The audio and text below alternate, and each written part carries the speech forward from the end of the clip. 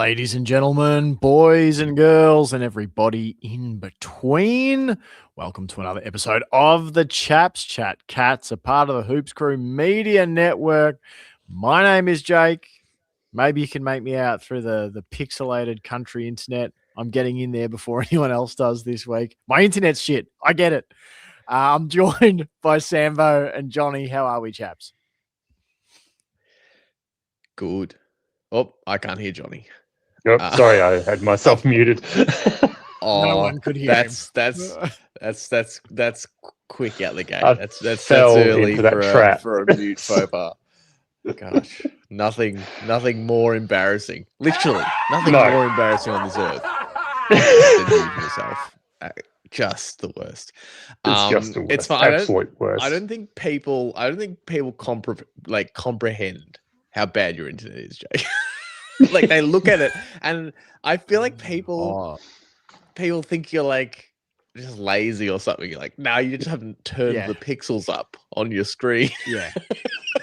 I was talking to one of our mates who lives in a comparable Owen, whose family live in a comparable situation to you, and he was talking about how his brother has finally upgraded to a PlayStation 5, but he has to like take his PlayStation like 45 minutes to the library to download system updates and things when he gets a game, because it takes him like 7 hours to download like 500 megabytes, and then like trundle back up the road up the hill. So it's like, it's not an exaggeration.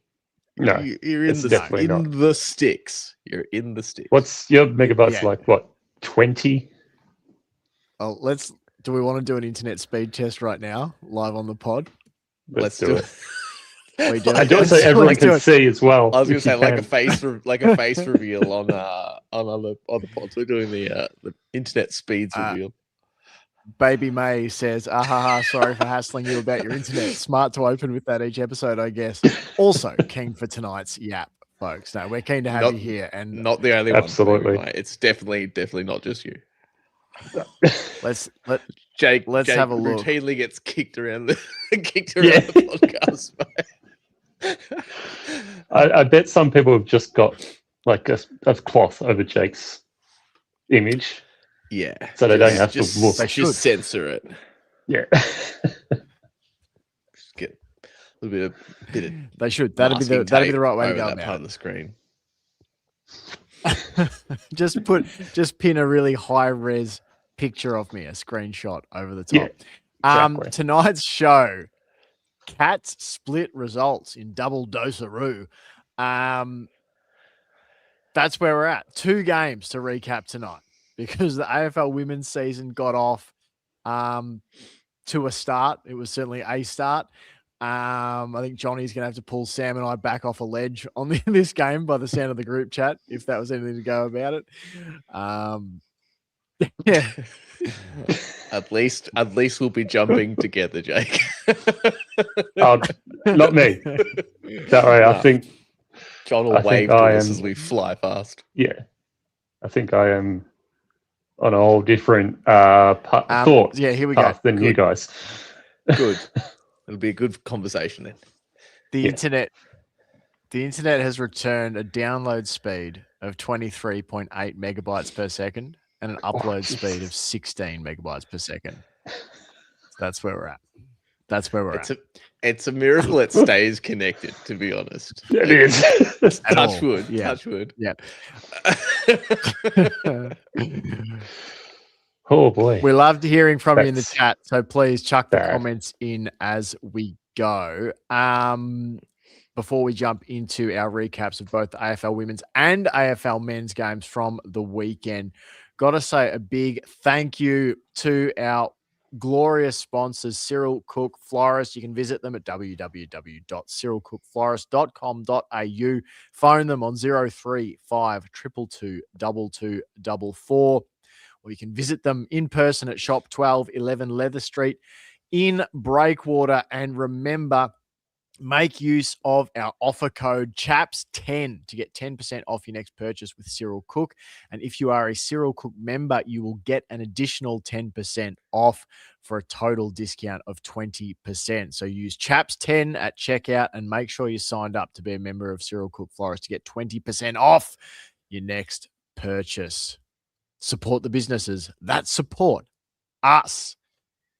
Oh, all right, chaps. We've got a lot to jump into over the next hour and a half. Mark 56U6P jumps in, says, "G'day, chaps." G'day, Mark. G'day, good Mark. to have you here. Hi, Mark.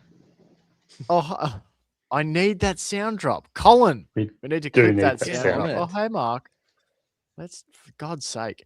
All right. Let's jump in. We're going to first start, chaps. We're going to start off with the AFLW chat. We're going to go in chronological order. So probably the next 30, 40 minutes will be AFLW as we chat about the round 1 result from the weekend. Let's not beat around the bush. This was a bit of a riff result, bit of a rough game. It started well. It actually started pretty well. North Melbourne, the reigning back-to-back champions. Geelong, of course, are the last team to take points off North Melbourne, despite the fact we've never beaten them. We did draw with them back at the start of 2024. That was North Melbourne have won everything since.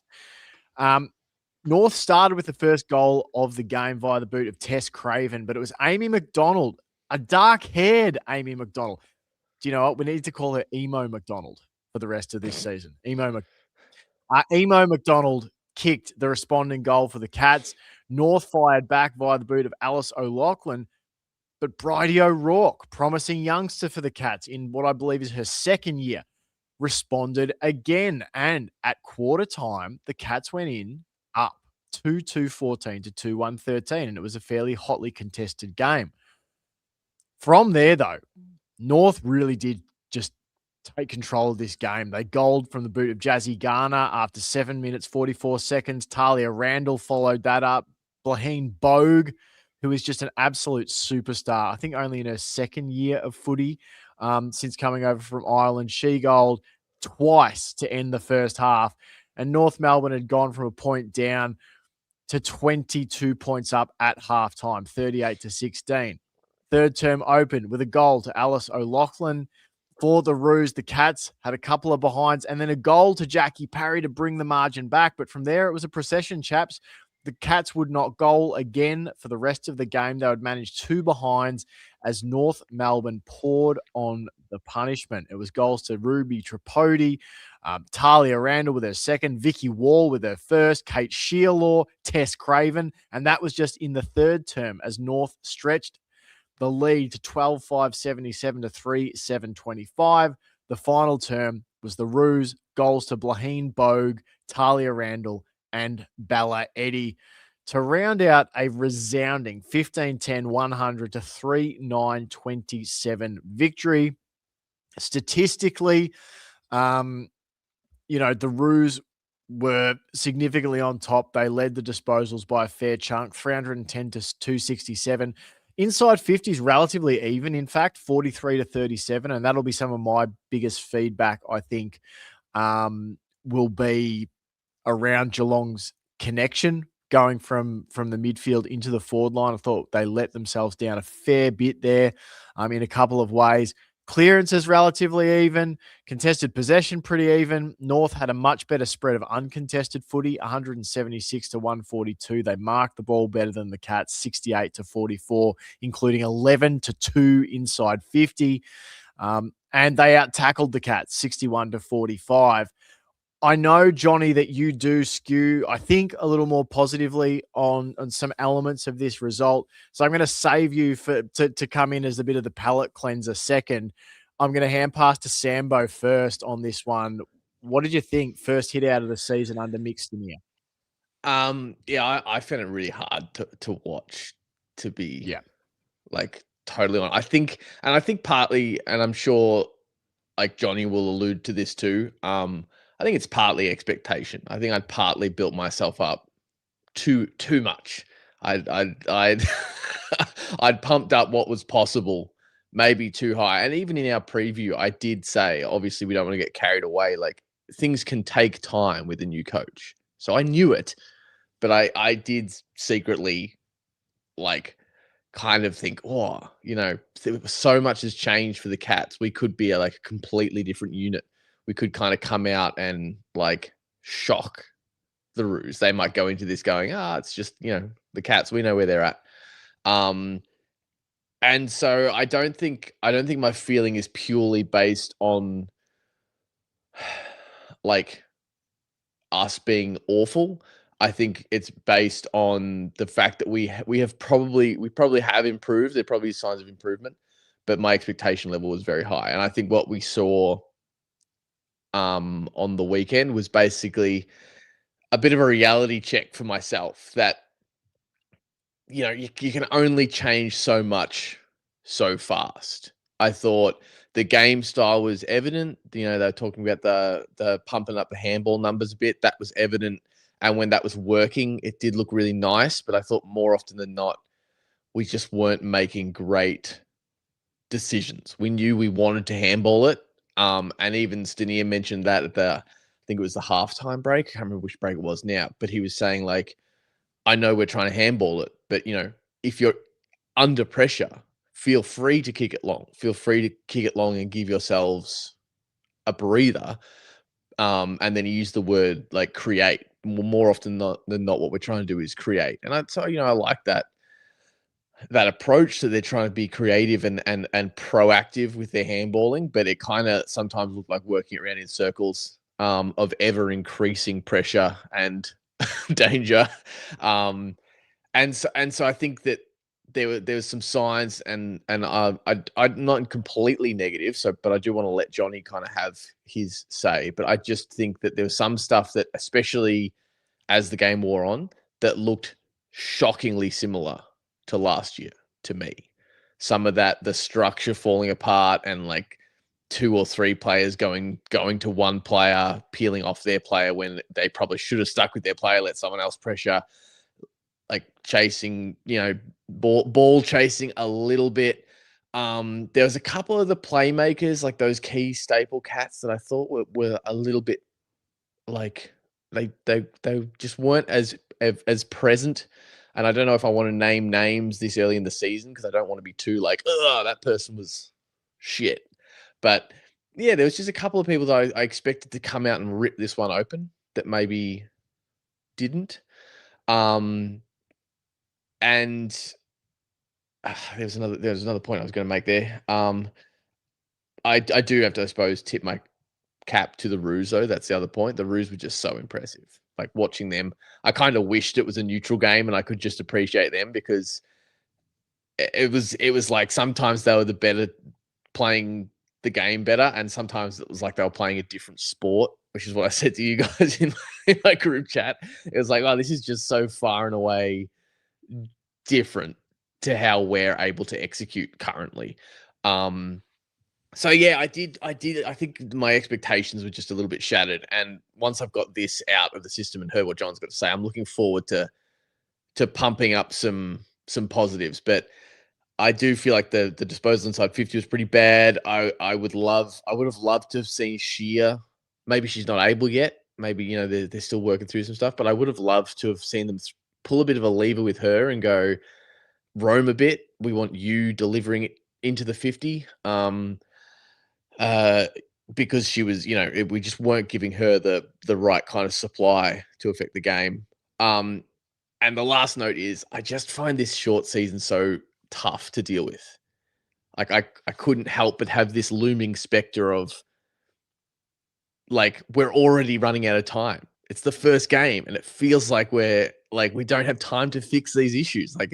So that's just a complaint with the broader thing, I suppose, the broader structure of the AFLW at the moment, that are just such a big off season for them to all get ready and launch. And if you sputter at the start, it's like, well, we'll see you next year then. That's just how it feels at this present time. So I had to get all that off my chest. Yeah. Jake's muted. Bloody hell. Bloody hell, it's a shocker for it. Guys. I think that I want to come to Johnny first because I'm only really going to add to what Sam has said, but I think I can key in on some specifics that can probably form part of our bigger unpacking of the game. So I think come in with what you saw as the positives, Johnny, or what you saw as the signs of difference or progress. Sam's 100% correct on everything he said. Like it was a bit of not a great start, and also I think I also was getting a bit overexcited, going, oh, new coach, new players, all that. And then I got really excited after that first quarter. I was like, this is looking fantastic, and see what they're doing. Great pressure, great everything. And then, the reality check sort of happened. And I think I was able to quickly go, oh, yeah, like we've got, how many debut players have we got this game? We've got a brand new coach. We're playing at Marvel, I think, for the first time. And we're playing the two-time reigning premiers that haven't lost a game in 2 years. And I feel like they really had to step up their game. So I thought, no, we've made them have to play at their absolute best to win this game, and then they didn't stop, and we couldn't keep up. So I just thought, going out of this game, I can see what their plan is. I can see what they're trying to do. You can see what they want, how they want to play. And they were able to do it somewhat in that first quarter. I say, oh, we got it done in one quarter against the absolute best team in the AFLW. And then at halftime, I was sort of able to just go, all right, it looks like it's not going to go away. I'm just going to enjoy watching the Roos go about their business to see what they do as the best team and how they play. And yeah, it's tough start, really tough start, but also I think it's one of those things that we can also go away. We've played the best team. They've played at their absolute best. How do they do everything? How can we take what they do and apply it to our game the way we want to play? How are they spreading? How are they supporting each other? How are they going inside 50? So I think, really disappointing start, but I think the positives, we can take a whole lot more positives out of this game. Like, we've played the best at the start, so we've got a lot more time to work on our game. Rewatch this, like they can rewatch this game and go through everything a whole heap of times, and I feel like learn a lot more over this game. And like the inside 50s were not great. Obviously, forward line, you really didn't get a good showing. Ashley Maloney, Chloe Shear, all those, they just didn't really get that really good opportunity. That was due to North's pressure, their defence. I feel like they just all over everything in that defensive unit. Like they were just on song from basically the start. Didn't really give us a chance. I'm really impressed with Jackie Parry. There was many opportunities that she could have taken, several great marks. And I feel like that was a bit of the story of the game as well, but we just were so fumbly throughout so many contests where North was really clean. So I was over excited for this game, going, finally we might be able to beat them. Then reality came in pretty fast, and I was like, we're not beating them. After halftime, I was like, we're not going to get close. So what can we learn from this game? And I think, I just sort of thought it'd be better to take more positives out of this game, because I feel like we can gain a lot more experience. And I feel like our debutant players would have gained a whole lot of idea on how to play the game. Even our experienced players would be able to go, we got towed up. How are we going to compete against St Kilda next week, or the next best team that we have to come up against? So as much as it was disappointing, I still feel like we're going to be better for it. And it does suck that it's a short season, because I agree with Sam, it may not happen this year and may have to wait another 10 plus months before it all really settles down. But also I think the team is pretty hungry. They're pretty ferocious to learn. They're pretty dialed in on wanting to be better. So I've got faith that Mick can turn them around and they will listen and they will learn. And yeah, it just got me excited for this year. Like, it's just going, oh yeah, I think I can see what they want to do. They just made mistakes at the wrong time. And, you know, North Melbourne's North Melbourne. They are an incredible team. They just understand what each other's doing at every turn of every turnover. So yeah, it was a hard watch, but I think it's one that we had to deal with sooner or later. And I feel like it's a good way to get it out of the way now and then improve slowly over the season. And who knows, we may just start getting better and bigger wins. There's some comments here. Baby Maya says, Baby May, this says, the girls gave me so much hope in the first quarter. Honestly, a painful last half. Jackie Mack says, Emo, Amy. Second Kin says, Maddie Scarlett's 3 girls will be drafted under father-daughter. Can't wait. Nice. Jackie says, positives. Evie Coucher, Bridie O'Rourke's best game. Chloe made it through the match. Emerson will be better for the run. Oh, and North is now in the rearview mirror. Definitely. I would love to think that we would play North again before the end of this campaign, even if that does, like if we play them again, it's going to be in finals. And I'd welcome that, because I would love to see what this Cats outfit looks like 12 games from now. It'd be great to be able to properly measuring stick yourself against the same opposition within the same season, because it's funny. I heard them say on the men's broadcast, which we'll get to in the second half of this podcast, oh, it's a good loss for North, and, ultimately they can hold their heads high and there's a lot to build on going into next year and blah, blah, blah. Next year's next year. We always talk about this stuff, as sports fans are like, oh, there's a lot to build on. It's good. And we do it on this podcast, but there's no guarantees. One year to another, that's a different year. Everyone's back at ground zero, when it comes to next year. So I think it would be fun to see us play them twice within the same season, just to see how we stack up the second time around. I thought a few things stuck out, and that is, and I think Meg McDonald mentioned it on the broadcast, she said something along the lines of North's elite standards are just a natural part of them now, or something like that. It's just a natural part of their playing group. And I just thought it was evident just on almost all levels. Fitness to run out the game, their speed, their ability to mark the ball cleanly, pick the ball up cleanly, kick it cleanly, handball it cleanly, tackle securely. Like, it's funny. I was thinking about giving votes, and this isn't to be super negative, but I thought no matter who gets votes from the Cats, no one in my eyes played a complete game.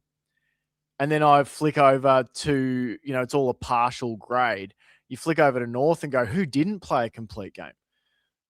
Like, I just couldn't pick anyone out from their side who had a bit of a mare or even had an off day. They were absolutely incredible. Like, when they flicked the switch, we just and so it's almost like I don't even fault us too much. It was just such a demonstration of the difference in weight class at the moment. They are unbelievable. They are far and away the best AFLW side we've seen in the history of the comp.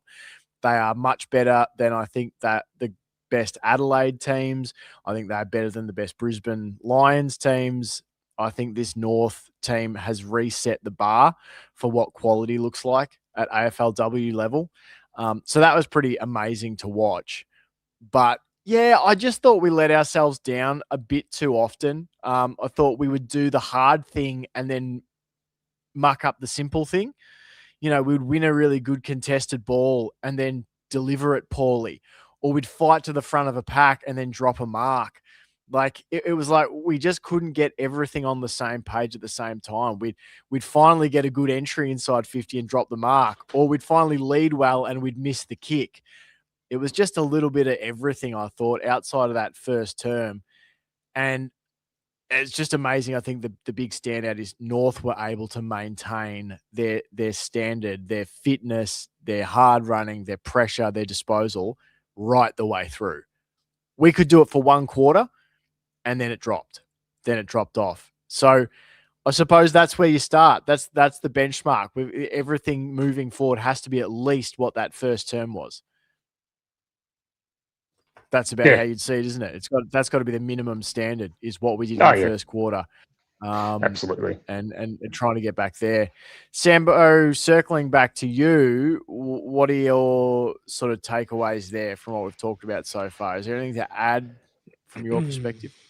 No, I guess when I want to be positive, I do go, that standard we kept with them for that first quarter. But to check my own bias, if that was the Cats in North's position in the M or the W, I would be the first one to write off that first quarter and go, we weren't really playing yet.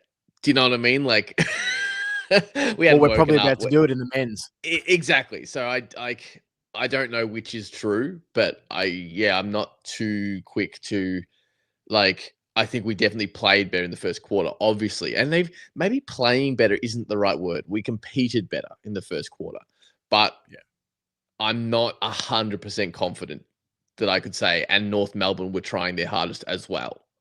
Do you know what I mean? Like, I do feel like maybe they were a little they're and then they kind of went up, but it didn't even really look like Melbourne, like North got out of third gear when they were belting us. Like, it looked like there was a bit of a gear shift to get on top, and then they settled back down again, and they went, okay, we're sort of on top now, and just again, super impressive. That moment in the barrel was played at the end of the third quarter, where they're just like, we've broken their spirit. We can slow down a bit, but they were just pretty incredible to watch. And it's a harsh lesson, but I think as I said, we definitely can take a whole lot more positives out of this as trying to look positive, like as we always do. I can understand the negatives as well. It's a lot more negatives than positives out of this game, 100%. But I just feel like it was such a big loss, such a big shock, and I think even to the players, it would have been a shock. Going, are we really that far behind the best team? So I think it's going to hopefully galvanize the team to really start going, we got to lift standards a lot more to match it with other AFLW teams around them, or and just get those ball skills a bit cleaner. Really, it just comes down to how can we pick up the ball cleaner, how can we train to mark cleaner, because there was, like, if Jackie Perry had taken 2 more of those 3 or 4 marking attempts, that could have been 2-3 extra goals going our way. It could have been a bit closer, it could have been a bit more exciting. I still think North would have won, but it's just, I feel like the players were doing the right things, but it was just unforced skill errors, sort of those tennis analogies that they use, like the errors that were made that North Melbourne really didn't have to do too much to make us make. And it sort of comes from that perceived pressure that they were just consistently on us. And I thought when we were applying pressure to them, we were able to make them make mistakes. But as you said, Sam, then they were just able to click up a gear. And it just felt like they just leveled up to something else and going, you know what, we're actually a really good team and we know how to use the ball clean. Yeah, and it really felt to me like, going back to Stania talking about like create, like it felt like we were a bit creatively stifled. Like we were, once North started to play their game, we got a bit gun. I don't want to put you on the spot, Jake, but the camera quality is pinging right now. It's going again. Like, Jake was almost full HD for a minute. It must have gone up to 30. Or just still enough. That was like, probably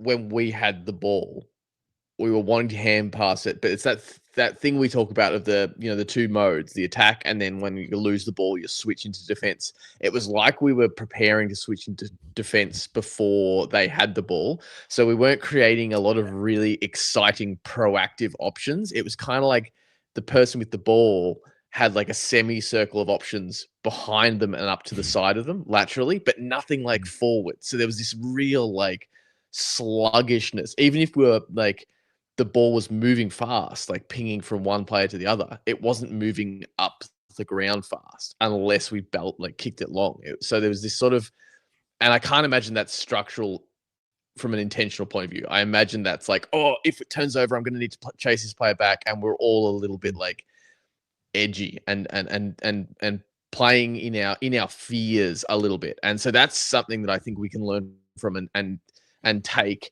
to the other teams. But also, if we were to play North again, I would rather be put to the sword trying to play proactively than living in fear of this team and still getting rolled over.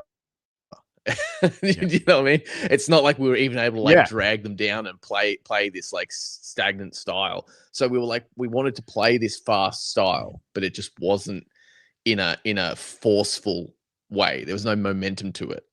Was probably the most frustrating thing to me, kind of.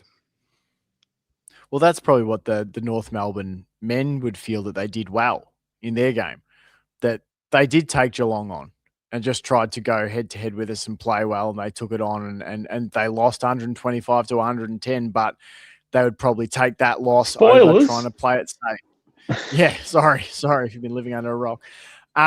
Yeah, it was just, I think you're right though, Sambo. Like you build it up in your head of what's going to happen. Like you're coming to this season, and unfortunately that prim in 2023 that we lost to the Lions, that might have been the peak, and now we're back, we're building again.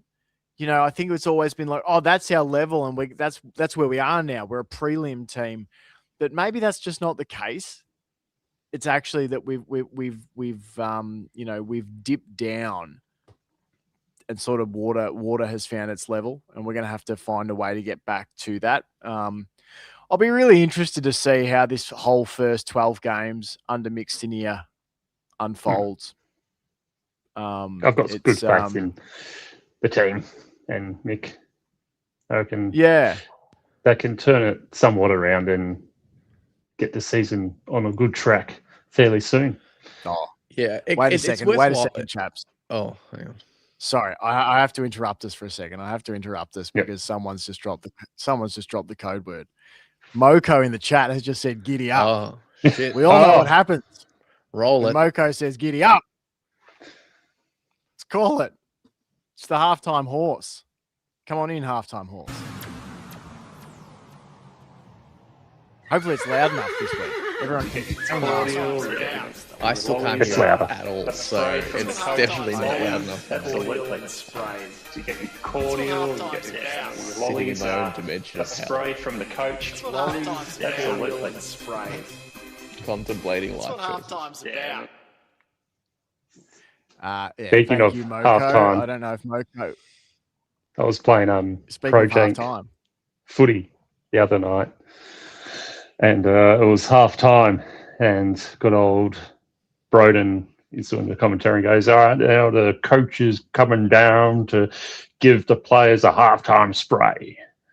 And it's like, yes. Wait, just saying, I came up with what it's all about myself. Yeah. Moko said hits so good. Was that a Bath halftime horse, Moko? That we need to know.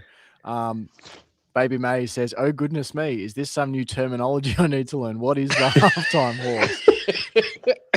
The halftime horse is old school law. Yeah, it's a donkey that we keep in the Chaps stable, and it has a major cocaine habit. Yeah, and it has to come out once every show. And basically, as soon as we see a horse reference in the chat, it's only once a show. The donkey comes for a ride. It has to get its cocaine energy out. So that's what happens. It has to come out of the stable once a show, and it has done now. So that's all. It's not going to trample us when we go to feed it every, later on. Every time it's perfectly the middle point of the show. Yeah. Every single time. Exactly. Down to the second. Splits the show down the middle. Swiss efficiency. I did say, like, it's worth getting out some specific, like we're doing now, negatives from your point of view, John, of having faith in the team and turning it around. Like, we would like to do the opposite, where we are positive about something, and then towards the end of the season we can go, I called that. I'm really keen to sort of lay some things out across the first couple of weeks, and then we can sort of revisit and go, like, I'm so glad where I was wrong here or there. With that in mind, was there, like, how did you guys feel positionally? Like, there was quite a bit of shake-up, really. Like, I think it kind of went under the radar. Some of the players that were kind of thrown around a little bit, or maybe not thrown around that much, that was put in spots. Like Rachel Kearns is one. How did you guys feel about not only Kearns' game, but where she was? Sort of, she definitely Play her down back. Yeah, I was going to say, she definitely looked like a player that was unsure of what she was aiming to do throughout the game. She just looked a bit second guessing herself each time she had it, and just not, like, either pulling the trigger soon enough or just having a missed kick going inside 50. It just, it definitely felt like she just didn't feel comfortable in that position straight off the bat. So I agree with Jake. I think, get her back down the back where she can sort of be that running half back, get it to either Anina Morrison, Georgie Prasparkas, or someone else. But it just felt like she just looked unsure of what does she attack now? Do I attack now? Do I defend now? Do I start making my run now? Just felt uncomfortable. I'll just say this word is uncomfortable position for her. Yeah, having said that, she had one of we might see. She might, like, by the end of the year, they might stick with it, and it might be like, oh, she's got it. Sorry, what are you saying? Or should I say, she had one of the best. Cairns, let's not even go there. Let's Monty. Not even go there. It's safe to say, there's a couple of commentators in the AFL that ruined my afternoon.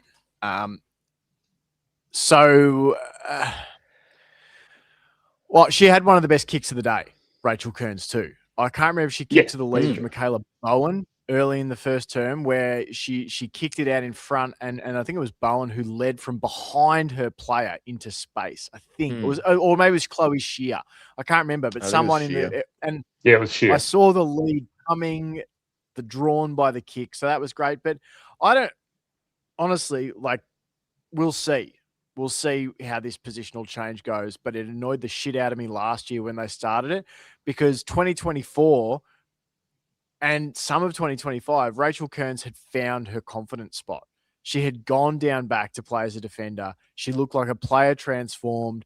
And then it was just like, now we're actually just going to mess with that and play you up forward. And they're doing the same thing this year. I don't know. It really frustrated me. I don't know if you're going to mention her, Sambo, but the one that really frustrated me was, how long are we going to wait before we move Aisling Maloney up the ground or into the midfield or on ball or something? Put her on the ruck, or I don't know, like on a wing.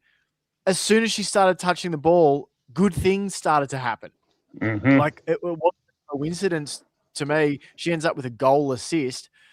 She is a dangerous player, so she needs to be touching the footy. Like, you can't just let her be stagnant up in the forward line. So I don't know. I really do think they need to do something with her that's a bit more.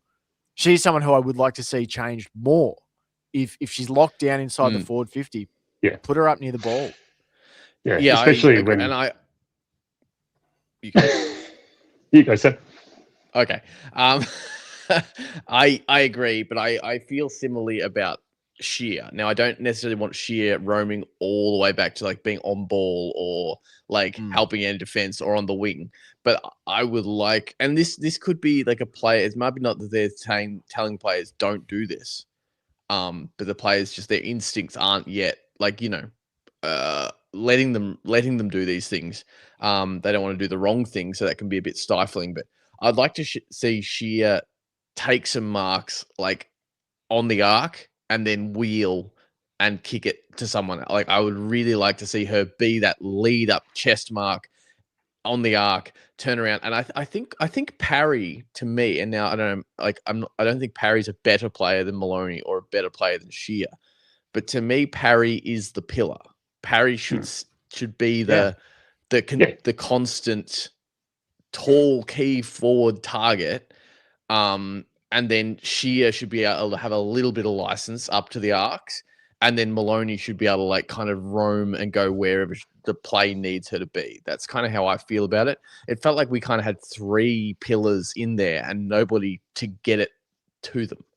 Like we lacked that final disposal. It's like Morris and Prasparkas, those players would get it in the midfield, and then like there was this no man's land between us and the arc, and no players pushing up to collect that next disposal. So you can't even lay the blame fully on the playmakers and the ball winners, because it sort of felt like structurally we needed someone ahead of them to sort of be that transitional player. So yeah, I agree on that. I wonder, I'd love to know with Kearns, is she moved because of her potential? Is this a proactive, like, she's really good, let's see where we can do the most damage? Because what it feels like is it's a lack of faith in her, and Eamondson's back in the side, so she gets pushed out. Do you know what I mean? Not that they're similar players, but it feels to me like regressive, that they're like, oh, we'll put her over here. I'm like, I don't know anything about behind 4 walls, and I'm sure I'm wrong, and I hope it's not the case. But I've said it before. If you need to move her out, I don't know why you wouldn't put her on a wing. Like, she's so fast and she's so fit. Like, and it's a broader strokes role for a player that's still relatively new to the game compared to most, even like players younger than Kearns have been exposed to the sport for longer. So I feel like there might just be, give her a paddock to run in. She wants to run onto the ball, pop the ball over her head into space, let her run on, collect it, try and get it close to the arc somewhere. Yeah, I just feel like she was. If we don't have space for her in the midfield, I just felt like she was a bit stranded up there. But this is nothing against her. Like, I think she's so damaging.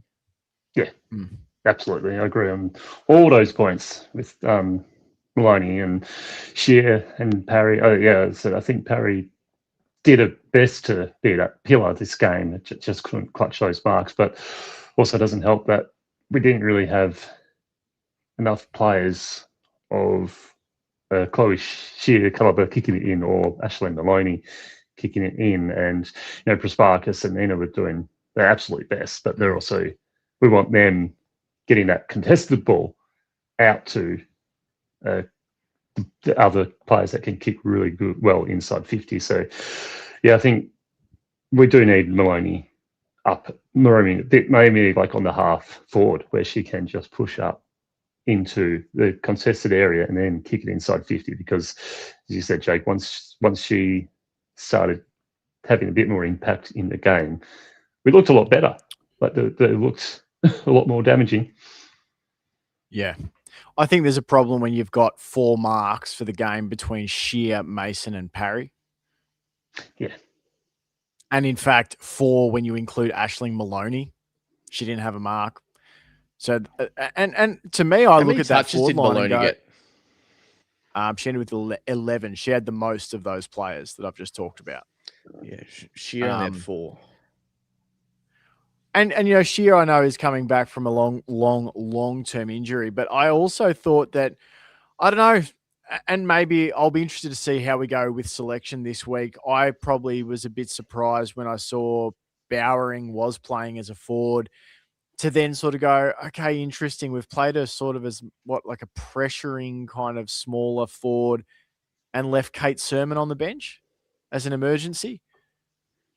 Bit of a puzzling one to me, because I thought we were probably a bit top heavy in the forward line, and it still didn't help us because North's intercepting defenders were just too good. Like, having Shear, Mason, Parry, and Maloney all playing in that forward line. I know they probably weren't playing all together all the time, but I felt like we probably did maybe lack for a quality small forward at times. Let's rip through some votes because we're 40 odd minutes into the show here, chaps. We're going to do it this way this week. We're going to do it so we'll each do our 1, 2, and 3, and we'll give our reasons, but just make it pithy if you can. And yeah, we don't need to repeat the dose on every single player. Just if we give votes to the same player, just add your thoughts as they come. Don't have to retread the same ground. Johnny, we'll start you off for votes for players who stood out to us and did other stuff good too in round 1 of the women's season in a disappointing loss to the Kangaroos at Marvel Stadium. Put it on the medal. I'm going with Dunlop in the ruck. I thought she was one of the good outcomes of the game. She really competed well in the ruck. She got us some really good hit out to advantages, a lot of hit outs herself. I'm not sure exactly on the stats, but I thought she was able to absolutely contest against the North ruck woman and hold her own. And she can be one of those players that goes off the ground going, I did absolutely everything I could to help the Cats get over the line. And there was some really, really nice ruck work by her as well. So I was really impressed with Dunlop's ruck work and ruck craft and work around the ground as well. Who was your 2 and your 3? My 2 is my 2 is going to Amy McDonald, the obvious choice. Just a classic Emo McDonald game. Competed from the start to the end, and did everything that we expect from a quality midfielder like her. And I'm giving my 3 to Georgie Prasparkas. Similar to AMAC, just continues to perform at a high standard and continues throughout the entire game. There was some quiet moments, but I still think she's just such a talented player. Does everything extremely well, high quality. But it was a tough outing, and I thought she was probably one of the better players for the Cats on the day. Sambo? I did find it a little tough. My 1's going to Webster. Had the most disposals on the team. I thought, going back to my old adage of like, all right, when I'm not sure, who the best on the ground was, who was doing their thing the closest to the expectation level. I thought that's kind of what Webster brings, what she's needed to bring, what's required of her. I thought she did well under the new pressure of leadership. She was just unfortunate a couple of times. There's probably some highlights that she wouldn't like to review, like just slipping over in the most unfortunate moments. But there was a lot of that going on. And that's nothing to say of the VFL game. Have you watched the VFL men's yet, Jake? No, not yet. Oh my God. Anyway, just the turf in that game, the suburban ground they were playing on, and the amount of players tipping over and slipping. But yeah, I thought Webster was probably unlucky not to have just like a more unblemished stat line. My 2 is going to be Bridie O'Rourke. I thought, especially if we're talking about when the Cats were competitive, she maybe faded away as the Cats faded away. So a bit of a, it would have been nice, those players that can keep competing even when the team's not competitive, obviously gives them an extra tick. But O'Rourke just sort of rocketed it into the game for me. I was so impressed, and it was one of those moments where you're like, oh, this could be like a top 5 player for me on the team. Like I was so impressed with her skill and her competitiveness too. Like she was pretty tough in some of the contests and didn't shy away. Went at like 81% disposal efficiency or something, which on a day when we couldn't buy a straight kick, I think was relatively impressive. And my 3 is the obvious choice, which Emo McDonald. I think obviously Prasparkas statistically should be in my votes. It's not what I'm doing. Just read the description, as I said. You know, McDonald just like not forgotten, but I dismissed McDonald. I was talking about how Bowen in the preview. I was like, Bowen's going to explode on. She's going to like compete with Webster. Sorry, not Webster. With Morrison and Prasparkas for our like highest statistical, like most damaging player. I just completely wrote off Amy McDonald in that in that conversation. And then watching this game, I was like, oh yeah, it's like there's a reason we call her the obvious choice. The most ungainly kicking technique in the competition, and yet somehow gets it to go where she wants it to go. And yeah, it's just so obvious how seasoned of a competitor she is, and you know, like she just was unflustered, even when the Cats were down. So yeah, I just thought I had to give her the 3 this week. Nice, she's such a good player. Incredible. Yeah, for me, Piper Dunlop was going to sneak in as my 1 vote. But given that she got representation there from Johnny, it probably allows me to go a bit chalkier. I'm going to give my 1 vote to Georgie Prasparkas because in that first quarter, she was as good as any player on the field. Absolutely incredible. I thought they did a good job locking her down after that, but I'll give her my 1 vote. She's just a freak. She's just a natural athlete. Still wish she'd learn to kick on her left foot rather than off the outside of the boot. That does drive me a little bit nuts. But anyway, my 2 votes go to Amy McDonald, who, yeah, I think I've got to get used to her with the dark hair. It's probably why I was suddenly surprised to see her stat line. Such a consistent performer. But I'm giving my 3 votes to Becky Webster. I thought consistently she was the player that even when she did stuff up and slip over or whatever, I thought she was the player that consistently played that leadership role of trying to kickstart the Cats like at all costs, and it didn't always come off. But I was really, really impressed with her first game as co-captain, and I thought she really did try and lead from the front in a pretty big way. So I gave Becky my 3 votes. Just a stray stat that we could look to improve, chaps. Players who went at less than 50% disposal efficiency. Kangaroos had 1 player who went below 50% efficiency. We had 7 players who went. That makes sense. Below 50% efficiency. That checks out. That is an area where you could immediately go, let's improve that ASAP. Baby May says, nice that all these votes are going towards different players. Despite the scoreline, there were lots of things to pick out and praise throughout the match. So, yeah, 100%. Absolutely.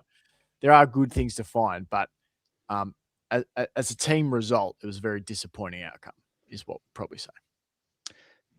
Yeah, and still just grappling with this expectation level of the Cats, where for a long time it was okay to be, sorry to quote Dan Lowther, but it was okay to be, how good's footy?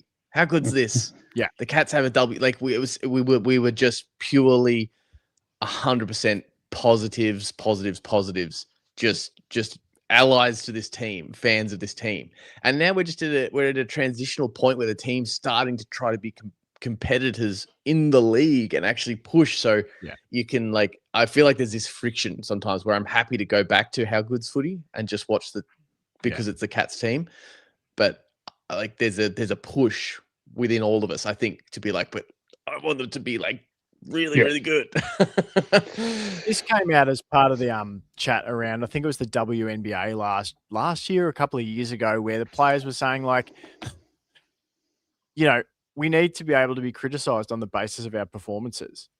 And that's what it comes down to. And my feeling is, if you don't want to see women play footy, don't fucking watch. That's a pretty fucking simple one.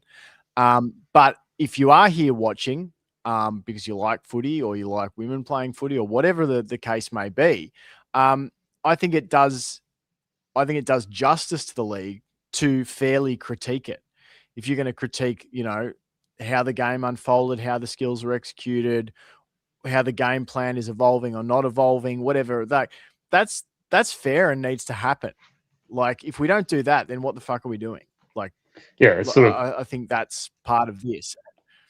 I think it's sort of. And that's what we're doing. Point. That's what we're doing. Yeah, as Sam just said, it's sort of like Yeah. the whole league has reached that point of going. It's no longer, oh, how good's this?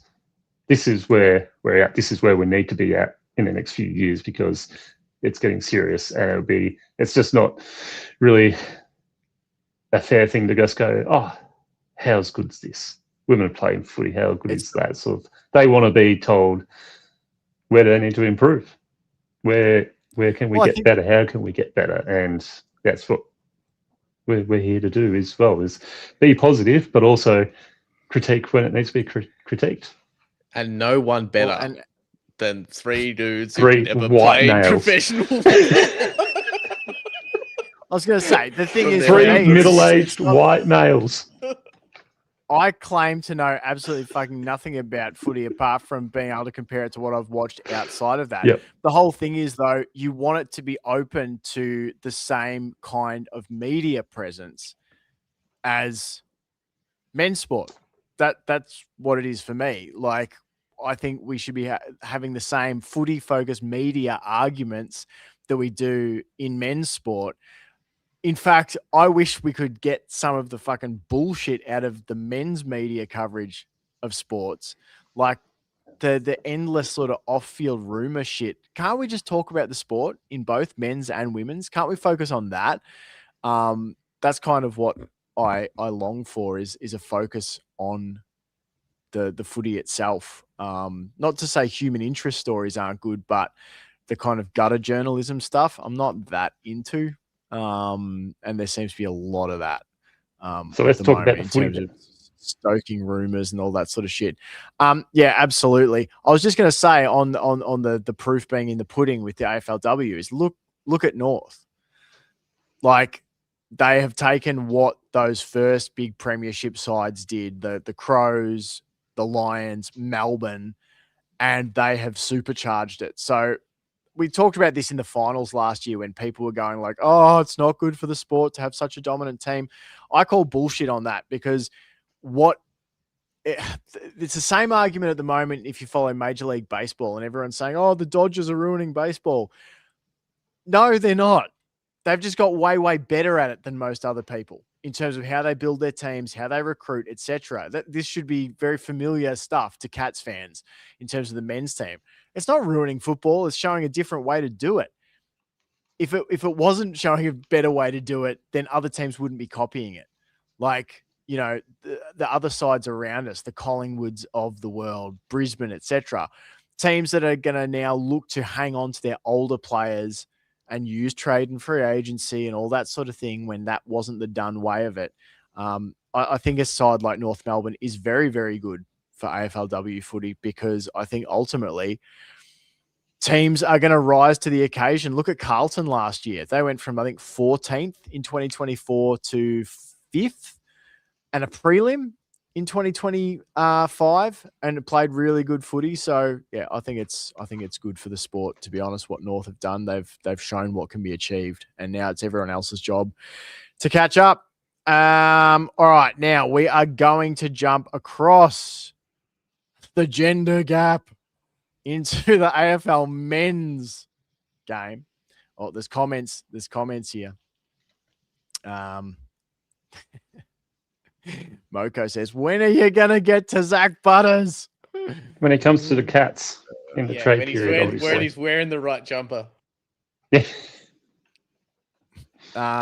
We all know it's going to happen. Baby May says, absolutely agreed, fellas. As a woman working in the trades, I am so sick of being told how nice it is to see women in the trades. It will never become normal if we always keep bringing it up like that.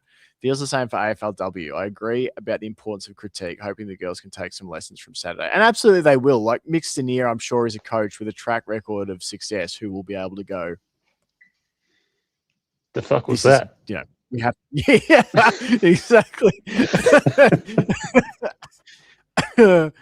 All right, let's get into the AFL men's side of the bracket, chaps. because there is a lot to talk about there too. My God, Sambo, you've already done the VFL homework. I've got to watch it tomorrow because we've got a pod about that too. I do know the result of that game though, so I'm not going to be waiting with bated breath. But let's talk about the AFL men taking on the Kangaroos. And this was a bit of a crazy, crazy game. I got a message from a mutual friend of ours from Oklahoma. I normally mute everyone, so I don't get Oklahoma. I always mute contacts on days where I'm not going to be able to watch the footy live. And somehow he had slipped through my net and I got a message saying, what the hell was that? After the first term. And then some message about halftime. So I knew what had happened in the first half. So yeah, it's it was an insane one because North had 2 goals on the board inside the first minute. Jai Simpkin and Jack Darling. The Cats had a response via the boot of Jay Polkinghorne, but North were on fire. They goaled through Jack Darling, Nick Larkey, Zach Banch, Paul Curtis, Jai Simpkin to lead 7-2, 44 to 1 straight 6 to the Cats. Now, when I got the message from our mutual friend from Oklahoma, I did message back and say, let's see what the score is at halftime. I said, normally, that's been my rule on the Cats this year. Let's see how it goes at the next break. And then lo and behold, what happens? Geelong come out and take a nuclear dong and whack it right on the face of North Melbourne. They kick 9 goals 4 to 2 goals 1, and it came in an avalanche of Mitch Edwards, Sean Manor, Shannon Neal, Mark Blixarves, Jay Polkinghorne, and Lawson Humphreys. North had a response via the boot of Harry Sheasel, but the Cats had 2 after that, Sean Manor and Brad Close, to hit the front. Jack Darling goaled for North just before half-time, but it was Mitch Edwards who had the final word in the first half with his second goal for the game, the second goal of his career. And the Cats were up 10-4-64 to 9-3-57, and Chaps, it was some of the most exciting footy that I've seen us play in recent weeks. We got another one on the board early in the third quarter, but credit to them, North fought back. They had a goal to Nick Larkey. The Cats responded with a goal by Ollie Henry. Cooper Trembath goaled for the Roos. Dangerfield cancelled that out. And then North Melbourne found 3 goals in a row. Nick Larkey, Cooper Trembath, and Cooper Trembath again to give North Melbourne the lead, 14-5, 89 to 13-10, 88. How did the Cats respond? They whipped that nuclear dong out again and smacked them around the face with it. Mark Blixarves, Shannon Neal, and Patrick Dangerfield all goaling to put the Cats out to nearly a 3-goal lead. There was the response from Darling, from Nick Larkey, who both had 4 goals to the game. To that point, the Cats, Ollie Dempsey, talk about nuclear dong. Jesus. The Lord's dong. What a mark. What a mark. Ball what washing. A man. Wash the balls, says Wyman Darts. What a mark from Ollie Dempsey. Goes back and kicks the goal shortly after Jay Polkinghorne seals it up pretty much with his third of the game. Nick Larkey did get his 5th to narrow the gap back to just under 10 points, but it was the Cats with the final word. Sean Manor goaling after the siren. 19-11, 125 to 17-8, 110. One of the most insane games of recent times. One of the more fun games. Now, I watched it knowing the result. So, Baby May up here was saying I was having heart palpitations for the entire match. This was an absolute cracker. I'm going to come to you first here, Johnny, because Sambo led off the W chat. What did you think watching this one?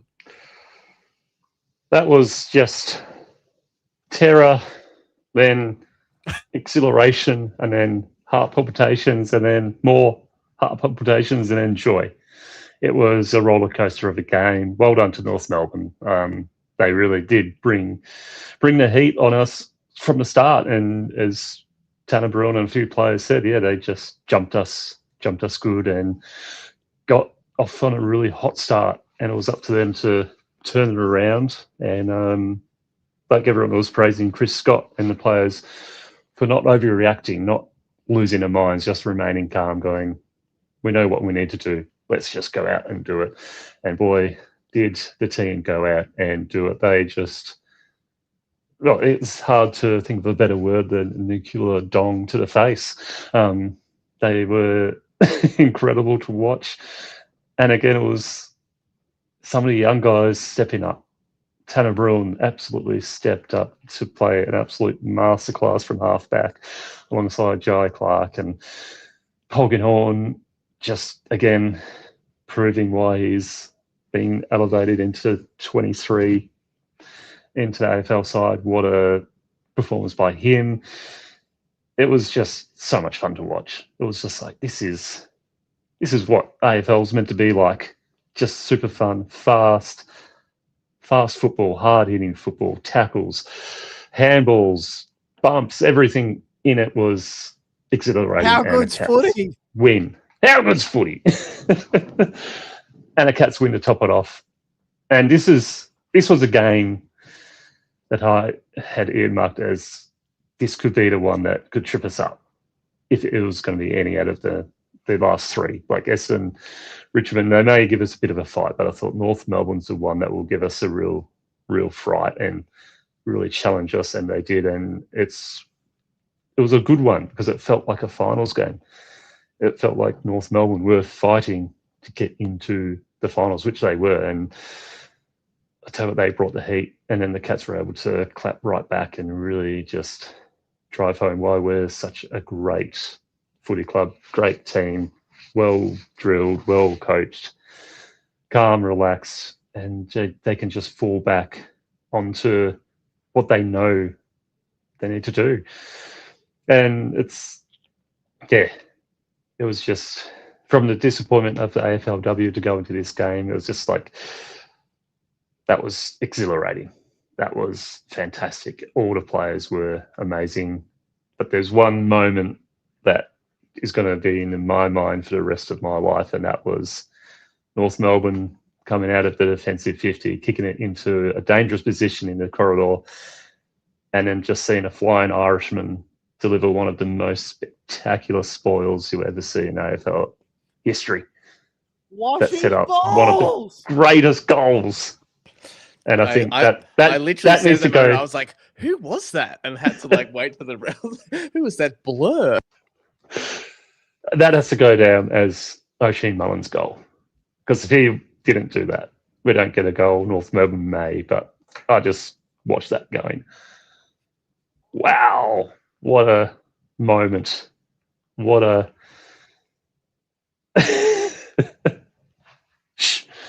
what a spoil. Like, that was like the speed he was going at, and he was basically vertical to the ground, and it was a perfect spoil. Just summed up why Oshie is such a great player. It's a bird. It it's a plane. even It's a flying sack of Guinness. Do you know what? It wasn't a dangerous part of the ground in terms of, like, that was a safe kick. It was. But they didn't account for the fact that he's a fucking Superman. Like, his athleticism, and I don't know about you chaps, and we don't want to make this the O'Shea Mullen half hour, or maybe we do. Are we here? Are we at the O'Shea Mullen half hour? I thought he played exceptionally. Like, some of the use of the footy, his toughness, his speed, like, he is rapidly becoming a really, really key little cog outside of just his lockdown role on who was he on? He was on Davis Uniacke, yeah, I believe, who had 20 LDU. touches, for the game. He's just become such a good footy player. But Sambo, before we totally derail things into the Mullen 4 hours, what about you? What was your general takeaways from this game? I do want to, just in the interest of fairness, table fairness and equality. I would like to see when the W comes out and belts a team, Jake. I don't want an answer now, but I would I'm just going to table it, and it is now on you. I know where this is going. to come at us with a equivalent of nuclear dong. To the face. Nuclear appendage of some sort. All right. Yeah. You can't forget the No face. answers required now, but I will be expecting. Okay. All right. We'll bring it. Just in the interest of fairness, yeah, like this was I've never felt so simultaneously wrong and right about a game at the same time with this game against North. That's how I felt the whole time, where I was like on the right track with how I felt the game would go in every instance, but then off by a mile in how it actually played out. I knew North would come out hot. I knew the commentators would be excited because North Melbourne were taking it to us. Like that's not only has been the Cats this year, we kind of soak it up a little bit first, but also North's just a lot better. You know, they've come along in leaps and bounds. So I knew that. Did not think that they would absolutely belt the shit out of us for a quarter. So it's like I was right, and then I was just drastically wrong. And then I knew there would be a response from us, but I did not expect our response to be so cold and cutthroat. Like it was ruthless in a really efficient way. Like I didn't expect us to essentially beat the shit off them for the next, 65% of the game. And then also the area where I was wrong, and this is hats off to North. I think this is the signifier that North have come along, is that they didn't fully go away. Like to me, it never felt like they were going to be able to win it, even when they got back within like 3 points or whatever. It felt against the run of play. So, but like fair play to them for them to be able to get back into it. But yeah, I felt like I roughly had the score worm in my mind before the game, and it followed the right trajectory, but like by way, way bigger margins. And the last note I thought was, it was such a good reminder again that Geelong just do football, the whole thing of football, the whole, the whole cloth differently to the way other clubs do it and the way that people think about football. And it's so nice when commentators are so wrong, because there was Tristan Sherry, probably now up there for me in like the top 5 can't stand players. I think he's an absolute tool. Like the bit where he was like dumping Bruin, a guy that's like half your size and younger, and you like dump him, and then you're allowed to drive him into the ground again, and the umpires don't say anything, and then he's clearly, evidently swearing his absolute face off at this guy. Like this guy's a friggin' weapon. Like I thought he just looked like the big brother from Mad Max Fury Road, but he actually is the big brother from Immortan Joe's crew. A baby brother. Yeah. Perfect in every way. Yeah, like so the point of all of that was he was bullying us, and Atkins was pointing the finger. Atkins was red in the face, and part of me likes that, defending your teammates, all that kind of stuff, standing up for Edwards. But the commentators said Geelong are going to have to start a fight to get back into this. They have to do something. Yeah. They're going to have to just start a fight. And part of me was like, oh, yeah, like I'm hot under the collar. And then in the next sort of phase, when the game had shifted, Tristan Sherry shoves Atkins in the chest. Atkins rolls back like one of those, like, just like blow up clowns that you can't knock over, and just hopped back to his feet and walked away and got to his player, told Mullen, Mullen over there, calm as. And it was at that point that I was like, oh, North's fucked. Because you know what Tom Atkins knows? On track. He's fucking better at footy than North Melbourne. We are better at football than North Melbourne. We're better at footy than most of the comp. And we're on par with a bunch of teams that are at the pointy end. So yeah, that's such a great pickup, Sambo. Like it was such great pickup. Old time. Oh, someone's got to start a fight. No, just go back and show that you're better at footy than them. And after that, chaps, after the first quarter, it was 18 goals to 10, Geelong's way. Incredible. And they really didn't do much well. I thought it was a great test going into finals. When we asked for that, actually, and if you go back and listen to our pod previously, we had hoped that it would be a tough game, at least for some of the match, that North would bring a challenge, which was nice. I was keeping track of the clearances in the first quarter, and this was important, I thought, because the final score is 50-37 their way. But I'm pretty sure in the first quarter it was 20-4. So that means we won the clearances thereafter. Yeah. That's an important part of the game. Yeah. They towed us. As the kids say, mogged us in that first quarter. Teen alert. Nuclear dong mogged. Yeah, nuclear dong mogged us in that first quarter. Yeah.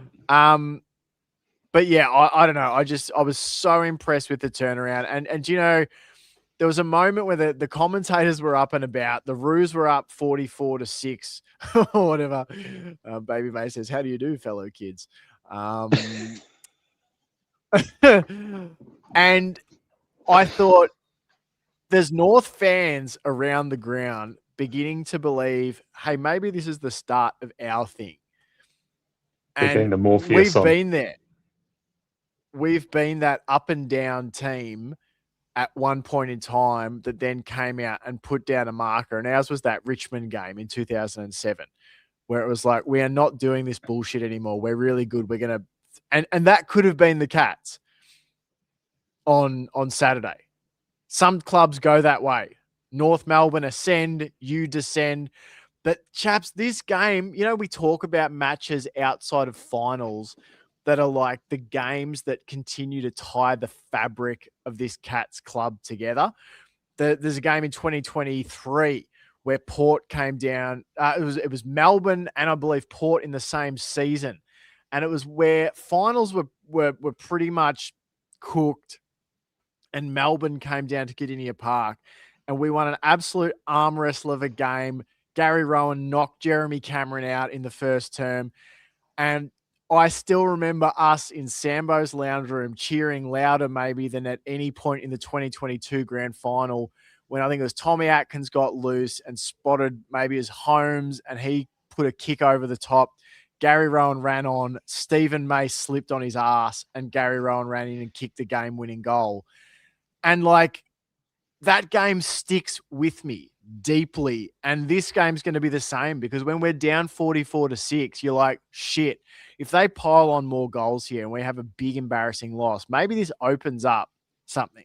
Maybe it's an exposure point where it's like, oh, this Cats team don't have that thing anymore, where if you can bully them long enough, they will fold.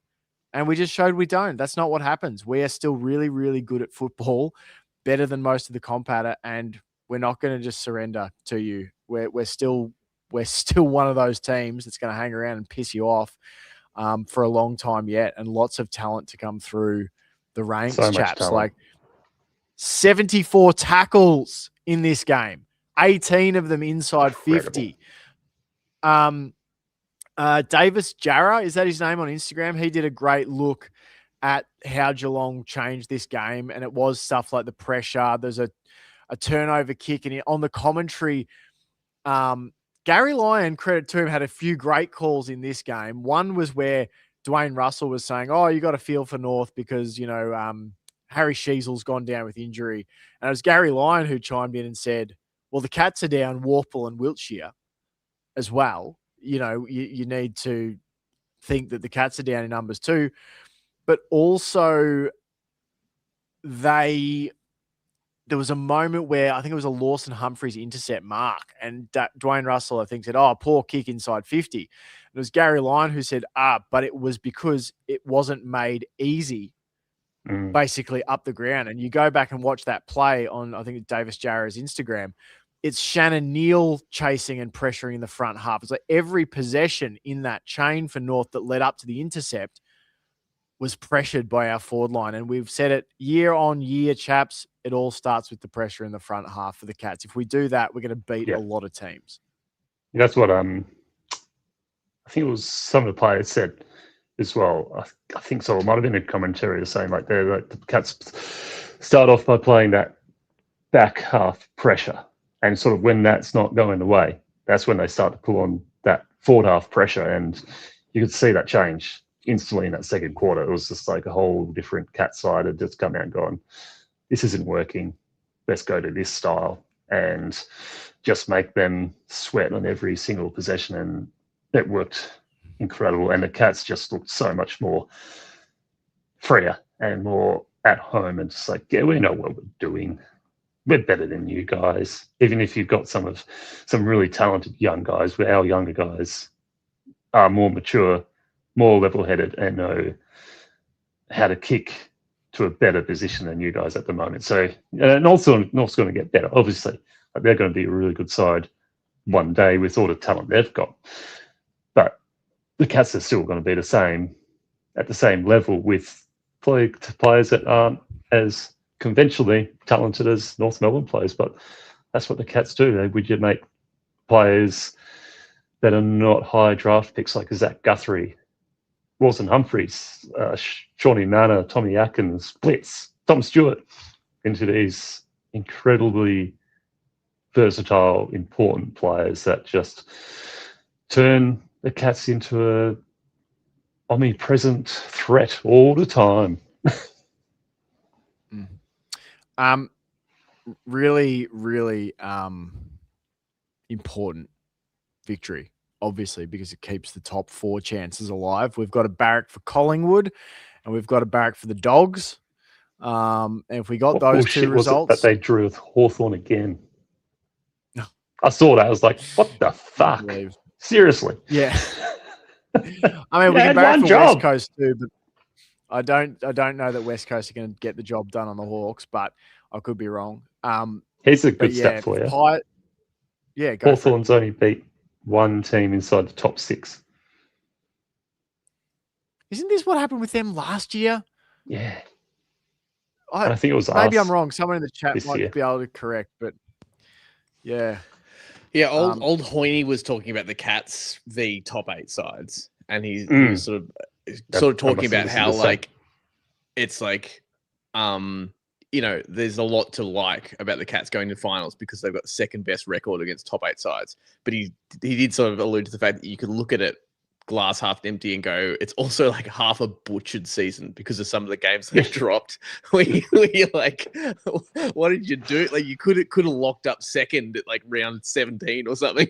It's always hard to listen when someone says that and you're like, it's painful, but he's true. Bloody right. Yeah. But the other thing I would say on that is that I think that it's all been a valuable process. I put a comment on Instagram about, and I believe this, and Python Dart says, I've said it before, I'll say it again. If we play our best footy week in, week out, no team in the AFL comes close. I agree with that. My skepticism this year, and it's not so much skepticism, but I said, gun to my head, the issue has been playing our best footy week in and week out. So that's why I sort of go on the whole of the season. There's probably maybe two other clubs that I look at, 2 or 3 maybe, and go, they've probably found their best footy more consistently than us. Now, if we find it at the right end of the season, absolutely. But my greater point to it was I'm super psyched for what's to come beyond this final season. Like, it's not – that's what's so exciting about this. You've got Dangerfield – Jeremy Cameron, Tom Stewart, Mark Blixarves, these kind of guys who are in the twilight of their career. But I'm not in any way contemplating that there's this drop-off coming. It's actually like we are stacked for the future. Like, I just think this has the potential to roll on and on. Especially once Butters and Green come to the club. Like, we just keep stacking up. keep. It's sort of like that that meme with the guy holding all the Uno cards. It's like retire players or pick 25, and it says the Cats just keep picking 25. No retirements.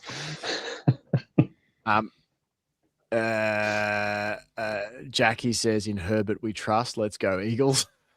Go Herbie. There was some other comments here, but they're about selection and that sort of thing, so we can get to that. But interesting. Yeah, this is true. Baby May says it is crazy that we are still feeling as if we are on the up.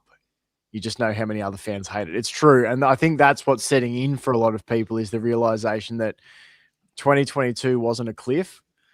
It wasn't a final crescendo. It was, we said this, you said this, Sambo, on that, where you said it felt like the closing of the book, but there were more books in the series to come. Oh, yeah. You know, it was the closing of a chapter, but there's more chapters left, sort of thing. Like, it never felt that was the end of the to book. Us. Yeah, that was the end of the Joel Selwood series. And now we've got that little Patrick Dangerfield series coming along nicely, building up nicely. So the O'Sheen Mullen moment sticks out as a massive one. The Jay Polkinghorne tackle coming outside 50 and wrapping someone up, to me was a massive moment. Sambo just talked about the one with Atkins, you know, Cherry trying to lure him into, you know, some off-ball bullshit and Atkins just ignoring it. Are there any other moments that stood out to you that illustrated either what was about to happen, what was happening, or how Geelong turned it around? Zach Guthrie spoil running back with the flight of the ball. Just, yeah, I'm pretty sure that was in that game. Or it might have been one of his highlights, but just Zach Guthrie in his 150th. Again, just such a solid, dependable player. Like, I love that moment against him and Trenbath there. He was under a huge amount of pressure and he just remained calm. And he knew Stewie wasn't too far, so he was just able to make sure Trenbath didn't get the ball and he didn't have to worry about getting the ball, and then Stewie was able to toe poke and run away.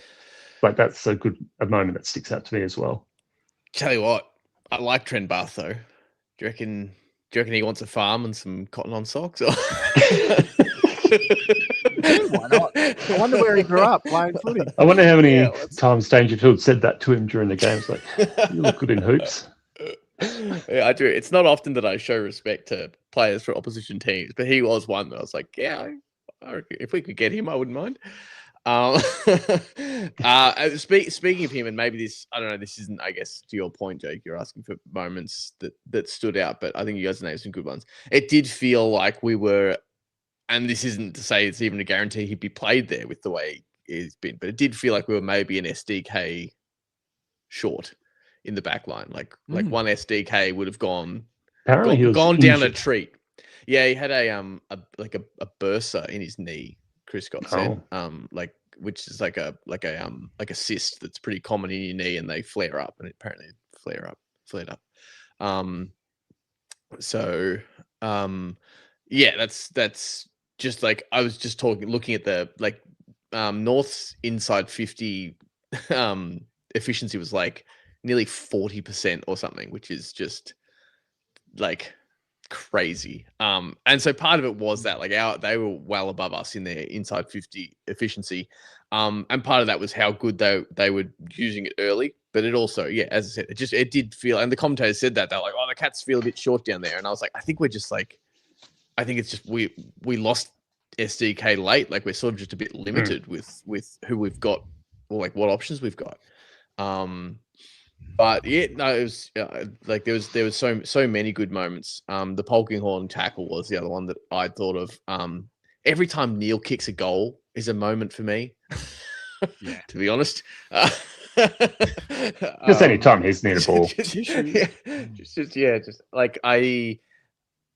I don't think I've been as confident in a set shot kicker as since probably Gary Rowan. Like, you know, I remember when Gary Rowan kicked that winning goal against the Dogs. Like, I remember we had the conversation then where we were like, he's not the player that pops up all the time, but he's the if one guy had to kick that that ball after the siren. It was him. And Neil's probably, I think, one of the most dependable straight set shot shooters. Just goes Close, straight no matter what. Yeah, I thought Close was probably back to his best. Like, again, it's probably one of those things where the needle statistically probably isn't much different from a lot of his other games, but it's just a vibe of the thing. Just the look, the fact that he was able to convert his opportunities as well with goal. 4 tackles. I think four, and all of them are inside 50, I think, wasn't he? I think he had 4 in tackles. I think inside so, 50. yeah. He looked confident. He looked hungry. And he looked like assured. We talk about that sometimes. Yeah. Like it's sometimes players look slow or uninterested because they're not within themselves or within the system enough to just know instantly where they need to be. And I thought he just looked on and really confident in where he needed to be and what he needed to do. That's got to be season high tackles inside 50 for the team, though, right? 18. It would have to be. It would be up there. Absolutely. I feel like the maybe only one that's higher, Adelaide. 20, was that 21 last quarter against Adelaide? Yeah, because we had 21. Like 18 in the last quarter or something insane. Yeah, but that's super. And again, talking about like growth, this is the kind of game that I feel like we may have dropped earlier in the season. Like the Port Adelaide one, where we can't quite figure it out quick enough. And looking forwards, not comparing it backwards, but looking forwards, I think even though I know it's North Melbourne and all that, but like the style of play, the way we won, I think that turnover intercept game, forward half pressure is really, really effective in finals. So it gives me a feeling. Blues have a new Isn't head it coach. Interesting? The Blues have a new head coach. Is it the guy who's been coaching them? Yeah. Isn't it what a interesting? We talked earlier in the year when we were losing some of those close games, like to the Hawks, the Blues, etc. Like you're going to keep getting these opportunities to show your mettle. And I knew the final result, but I didn't know what order the goals went in. And if you remember in that final term, after the Cats go up by nearly 3 goals, the Roos pull it back to within a couple of points with those goals to Darling and Larkey after about 11 and a half minutes gone in the final term. And then there's a big patch of about 10 minutes of game time where no one scores. And it's in those moments that I thought, well, here's another opportunity to test how you go when the game's in the mix late on. And it was the Dempsey mark and goal. It was the Jay Polkinghorne mark and goal. And that sealed things up.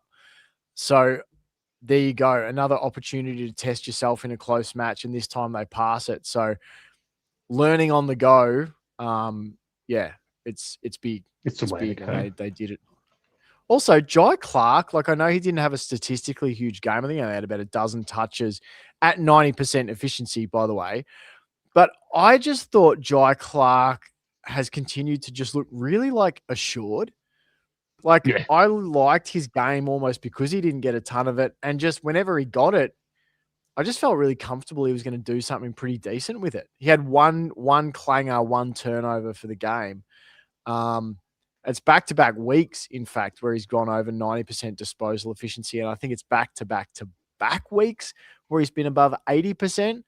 I just think I can really see his role there down back. I think he's really taken to it. And I think the team's better off for having him in it. I feel like him and Tanner Bruin linked up so well all throughout the game. Yeah. That was another moment, actually, was incredible. Just after Cherry had got stuck into Tanner Bruin, not long after North turned the ball over in attacking 50, and it was Tanner Bruin took on a couple of players and just steamed out of defensive 50. And I love, instead of kicking long down the line, he switched it across the back 50. I think he found Zach Guthrie and they launched an attack out the other side. But yeah, just those moments where maybe it gets to somebody like a Tanner Bruin or somebody else like that, where someone's going after them and then the performance drops, but it was the opposite. I just thought everyone stepped up and stepped in. And The commentators actually, after Geelong kicked their third in a row, I don't know if you guys remember this, in the second term, I think it was after the Shannon Neal goal. And I don't know if it was Gary Lyon or someone was like, just said, here we go. And you could just tell that they knew it was changing before their eyes. Like, I think you could sense it happening. The switch was well and truly flipped. It's just let's do some votes. Here we go again. Flash Movie Trivia says, feels like Tanner Bruin and Jai Clark are just getting started. Absolutely. Well, they are. Yeah. This is the next gen. Python Dart says, speaking of the Dragon, didn't Polkinghorny drag his balls all over North? He did. He's been dragging balls over all opponents. All right, let's get to it. Votes for players who stood out to us and did other stuff good too in round 23 of the men's season in a thrilling comeback victory over the Kangaroos at Marvel Stadium. We started with Johnny last time. Sambo, you're 1, 2, and 3, and give us it all at once. I found it really tough. Honestly, I think I say that every week, but I also find it hard because like it's good to game the system sometimes and go, oh well, John gave that guy a vote, so I'll give this guy a vote. But I think if I'm leading out the gate, I think I've got to give one to the Dragon. I think 3 goal. Like it's just like I think, and it's partly a nod because I think I've ignored him on other days where he probably like everyone's like, how'd you not give him votes when he's like I don't know if I gave him votes in his debut game. Like he's just it's more of a tip of the cap for his consistency. But also, kicking 3 goals at this level, and like you said, Jake, hasn't been held goalless yet. So I think it's a bit of a token nod that like I think he's so impressive. And it's crazy that there's talk of selection. Do you know what I mean? That he's making us talk about selection come finals at all. Like, how is this VFL player not just like, oh yeah, can't wait until he goes out and we get? Do you know what I mean? Like, it's all right, he's doing okay, but we got to get the big boys in. So that's just huge. My 2 is going to Ollie Dempsey. I actually think Ollie Dempsey's game like moved the media needle less, but I think it's more impressive than his previous game. It was closer to what I was talking about last week, where it was a 4 quarters performance. I thought he was doing his best, but unable to impact because of the style of game when we were down. But once we were getting back into it, I thought he was a menace kind of for those last 3 quarters. And obviously a pretty massive statistical game for him as well. And some highlights, like that mark was awesome. But my 3 is going to Blixart. Cannot go past the Swiss Army man, Mark Blixarves. Essentially, single-handedly, didn't win us the game, but turned the game around. Like it's just crazy to me because it's not just as simple as he went in the ruck and helped Edwards out and did his bit, won some clearances and kicked some goals. He led us for clearances on a day where we couldn't buy clearances. So he was, he led us for clearances. He can float back, and it's like you've got an extra Tom Stewart down there sometimes. And then he can run with players. He can outrun the other rucks. He's so good at just being that link player. The third handball in a 6 handball chain. He's not going to fuck it up. You just know, it's Blix. Yep, we'll move on to the next one. Who's next? And then the icing on it for me is not just the 3 goals, but he was essentially kicking Jeremy Cameron goals. Like that goal where he roamed it off the back. I was like, this is reminding me of another player. And I when I watched the highlight, I was like, this is a Jeremy Cameron goal. It's an opportunistic run around, like grabbed it from behind him and took a little step in. Oh, like just chills now. Just thinking about that goal. Like, and people say we need to drop him. He's incredible. He's absolutely incredible. Oh, and like the media as well. Like he's the first one that people, like the media, have said, he's slow. And then, like the coverage this week's been like, could he could probably get another 100 games out of him, I reckon. Fucking hell. I was glad to hear them finally go Mark Blick says he is the original unicorn because all they've been talking about is Luke Jackson. Luke Jackson. He's like the most universal unicorn player. And they're like, hang on, fuck off, you wankers. There's another one that's even better than Luke Jackson named Mark Blixevs. That's a premiership player. Fuck off. Yep. Flash Movie Trivia says, if we were to do a new team of the century or century and a half, Blixarps has got to be in it. Think about it. Yeah, 100%. Most games by a rookie. He's amazing. I still I know that this theory doesn't seem to hold much water in what we've seen. I still am going to hold stonks on the fact that Connor O'Sullivan is going to be the next Blitz. I know SDK keeps getting shoehorned, but I think if you look at their athletic profile, when you see Connor O'Sullivan get out on the wing and go for a gallop, I reckon once they feel like Lennox Hoffman's developed enough and Blitz is gone, SDK can play down back full time and you can roll with O'Sullivan wherever you need him. I really believe that. I really believe that. Whose brother? Connor, Finn O'Sullivan, plays for North in the midfield. Oh, there you go. Didn't even know they were brothers. There you go. Yeah, brothers. Yeah.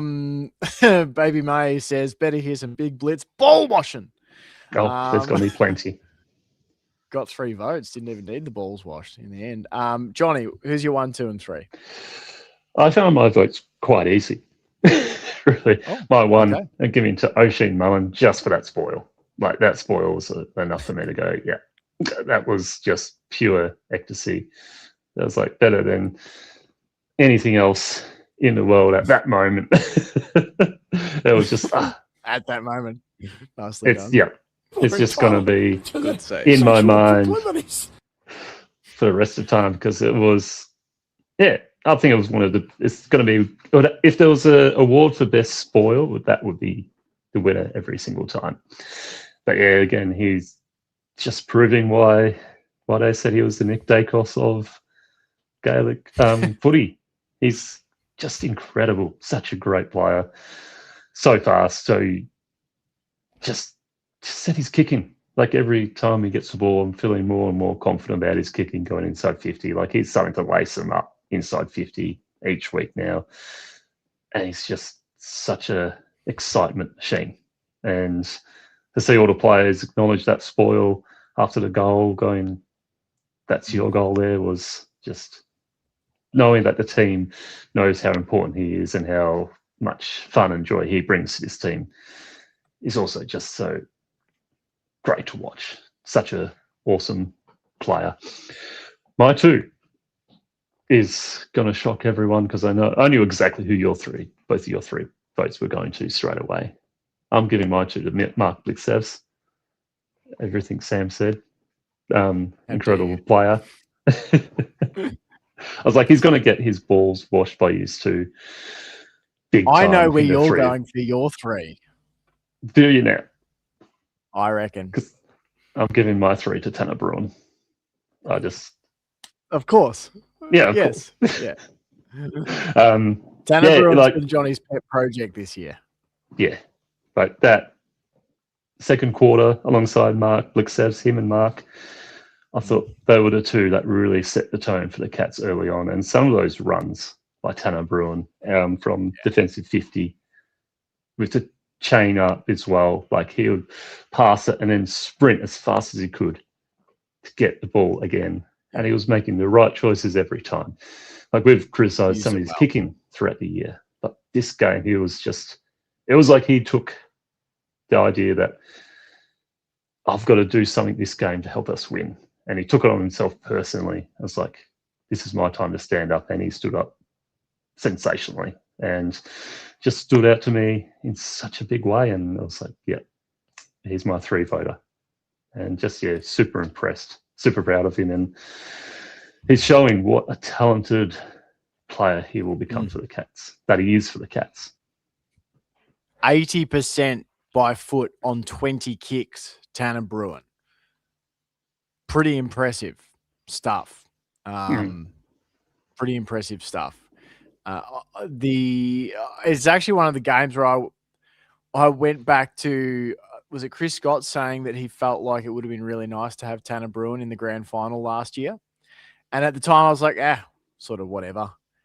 After that game, I was like, actually, he's the exact kind of player we probably lacked at times to combat Brisbane. It was sort of a very physical, hard-running player. Baby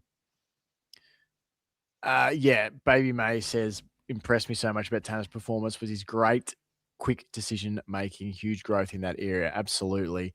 Flash Movie Trivia said, the moment that conquered the world, referring, I believe, to O'Shane Mullins' spoil. He conquered my world.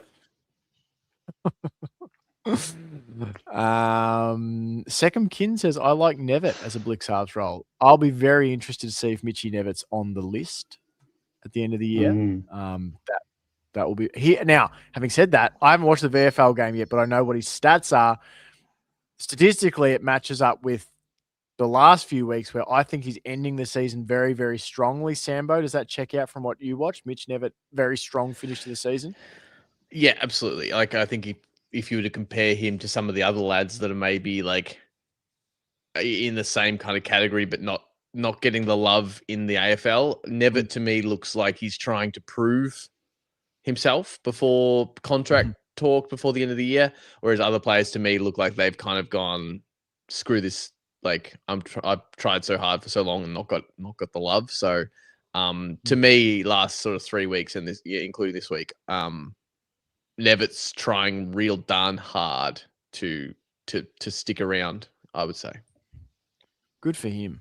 I really want to see Mitch Nevitt succeed. Like, that's definitely something I'm very firm on. Like, I've always wanted to see him sort of get the job done because I think there's a lot to work with there. I was just having a look at his stats over the last few weeks. So what do you have? 20 quiet one against Casey Demons. I can't remember if he got injured or not, but last 2 weeks, 25 touches, couple of marks, couple of tackles, bunch of clearances, 27 touches, 5 marks, 4 tackles, and a goal.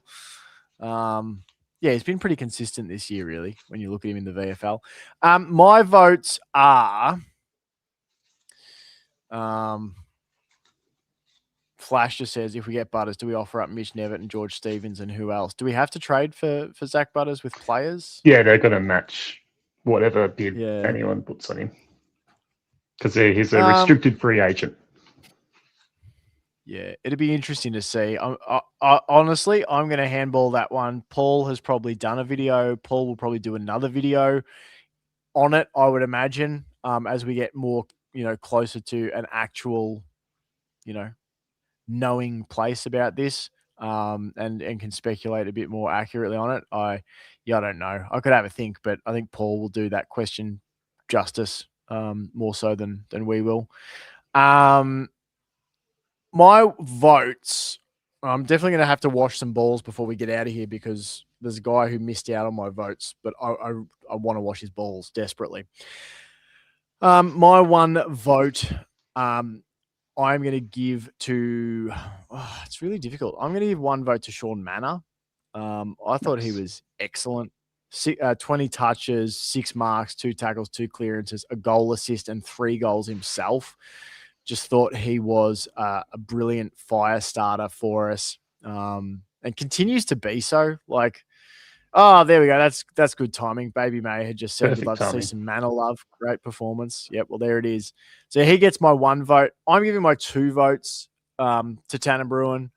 All the reasons you said, Johnny. All the reasons we've discussed. 28 touches, 80% efficiency by foot, 8 marks, a tackle, 3 clearances. Took the game on. Could have been accused of missing some run and dash with Max Holmes out of the side. I mean, that's the other thing to think about this run of form, chaps, that we're on. The absence of Max Holmes, the absence of Jeremy Cameron, the absence for a time in this of Patrick Dangerfield. Like, there's been some great wins in this run. He gets my 2, but yeah, my 3 go to the unicorn himself. 18 touches, 3 marks, 3 tackles, 17 hitouts, 5 clearances, 3 goals, 1. Mark Blixarves is an absolute unit, and 70. I think it was 72% disposal efficiency. So used the ball pretty well. Also had 4 spoils, couple of tackles inside 50. Yeah, he's an absolute legend. Beast. Mark Blixarves. Yeah, he's a beast. Absolute beast. All right, let's move on from votes, chaps, and let's do a quick ball washing here. Let's wash some balls. Chuck in the comments whose bowls you're washing. I'm going to lead off here. There's an Irishman whose bowls need a steal desperate mine. washing. Do you want to wash his balls together? We can do that. Is this One is each. This, is this Mr. Mark O'Connor? Mark O'Connor needs his balls washed. Oh, Ashton's already got Absolutely. his balls washed. He got into votes. Yeah. Mark O'Connor needs the balls washed because he had. I thought he was a difference maker, and the commentary called it. I think it was Gary Lyon again who said that they put Mark O'Connor up there. He's added like some compete and some fight and some effort, and he just did 10 tackles. This is one of the things I love about Mark O'Connor's game is you can look throughout his career and there'll be a game where he has like 14 marks and you're like, wow, that's well above his career average. Then you'll have this game, 10 tackles for Mark O'Connor. Wow, I didn't realize he was such a tackle merchant. There's games where he's kicked like 3 or 4 goals or whatever it was against West Coast earlier in the season. He's a bit of a Mr. Fix-It, and yeah, he needs his bowls washed. Sambo. Yeah, he's got to be sponge. He's in that unicorn crew. So Mark Blixarves is leading the Cats unicorn crew, and then he's got like a few lads in his team. Stable of unicorns. Yeah, I think O'Connor's one of them. Obviously the 10 tackles is like led the game for tackles. Second on the team for pressure act. Only 10 disposals, but when it like 81% disposal efficiency, I think. So used it pretty well too once he won the ball. Yeah, I love having a team where like I was talking about with the spoil from Mullen, where I was like, who is that? It's great. Like some of them look a little like in a flash if they've got dark hair or blonde hair or whatever, it could be a bit confusing. But like it's nice to not instantly know just by what someone's done. You can't instantly go, that was this player. Like, and Marco O'Connor is one of those ones where sometimes it's like, that was, what a tackle by Mullen. And then you go, oh no, it's O'Connor. Or you'll go, oh, what a lace out delivery inside 50 by Manor. Oh no, that was about a foot too tall. It was Mark O'Connor. So yeah, I thought he was almost my one, to be honest. I really thought his sort of aggression, footballing aggression was really, really impressive. So yeah, he was mine. Who's yours, Johnny? I'm going to wash the balls of our other ruckman, Mitchy Edwards. Real tough start to the game for him. He definitely got well outplayed, but kicking 2 goals and learning throughout the game. I thought like by the end of it, he was taking it right to Christian Sherry, and he was back to his usual best. So I think that was a great learning curve for him on how to really take up against guys that get the better of him early on, and then he can just find a way. I think he's a really smart, intelligent footballer that can learn quickly and learn smartly and learn the right way and listen to players like Mark Blixarves, learn off him and listen to the coach and all that. And yeah, I just thought good on him for not putting his head down, not getting in his own head, going, oh, this guy's beating me, blah, blah, blah, but going out of his way to kick 2 really good goals and then use that head of his to give off a really quick, smart handball to Shawnee Manor. But that was quick thinking that you don't see from many players. And he's just like, oh, yeah, bang, done, goal. So well done to Mitchy Edwards. A tough start, but he worked his way into this game with the help of Mark Blixarves, obviously. But yeah, he just learnt nicely. And as the commentary said, he could be leading this ruck alongside Toby Conway into the future. And it's looking pretty good. maybe our rucking woes may finally be over. I do have a slight axe to grind because in the last week's episode, when we were looking ahead, I said I do remember Sherry giving Edwards a real tough day at the office. And you lads told me it would not be Sherry. You said, I think there's someone else in favour at the Ruse now. And that's what I thought. I was completely wrong. I'll definitely put my hand up. I was completely wrong. You both set me up for such a such a fall there because the game started. I was like, fuck. I saw that freaking helmet bob out onto the field. I think I let the AFL media lead me astray. Easy thing to do. Jackie says, of course our ruck woes are over. Joe Pike has signed on.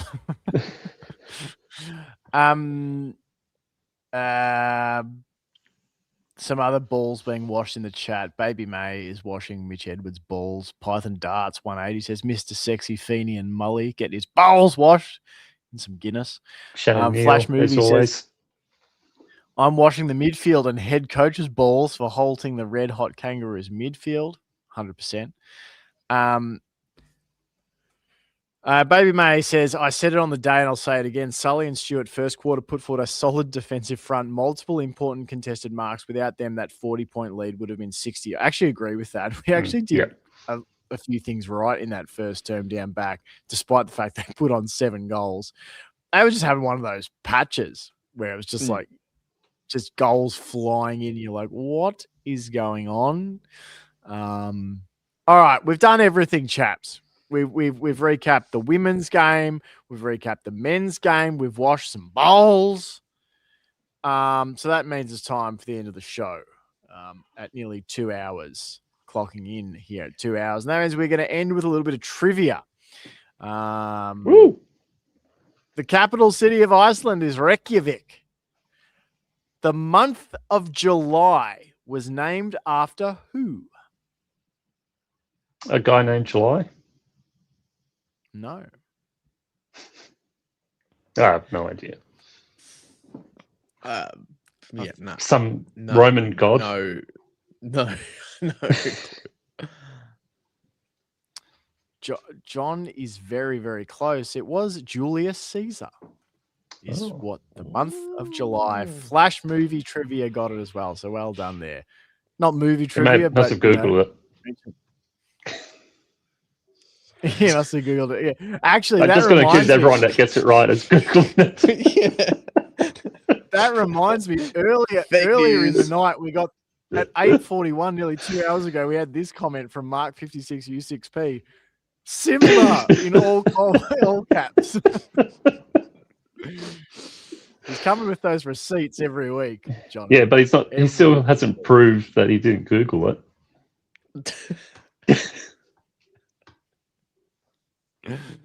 I know he probably can't, but yeah. Jackie said, I'm with Flash.